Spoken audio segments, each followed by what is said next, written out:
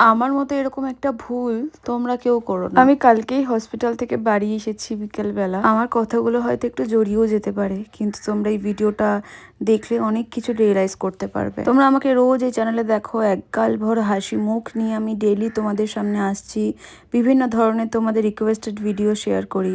কিন্তু লাস্ট দুদিন ধরে আমি হসপিটালে ভর্তি ছিলাম এবং আমার কি হয়েছে সেটা এই ভিডিওতে তোমাদের শেয়ার করবো। আমি গত পরশু দিনের আগের দিন বড়বাজার যাচ্ছিলাম কাজে, বাড়ি থেকে শরীরটা ভালো লাগছিল না, তো আমি ক্যাবে করে এমজি রোডের কাছে যেই পৌঁছাই আমার সাডেনলি চোখ মুখ পুরো অন্ধকার হয়ে যায়। তো তাড়াতাড়ি আমি ওখান থেকে চলে যাই বাড়িতে গিয়ে কিছুক্ষণ আমি ভালো ছিলাম, তারপর আমি পুরো সেন্সলেস হয়ে যাই। হসপিটালে নিয়ে যাওয়ার সঙ্গে সঙ্গে আমাকে অ্যাডমিট করে নেয়। আমার এমন কিছু তো ধরা পড়েনি টেস্ট রিপোর্ট, কিন্তু আমার লাইফস্টাইল পুরো চেঞ্জ করতে হবে, জল না খাওয়া, বাইরে বাইরে এত কাজ করা, প্লাস সবটা নিজে একাই করব, এই যে একটা স্ট্রেস নেওয়া, এই সবটা নিয়ে আমার হয়েছে আজকে এই অবস্থা।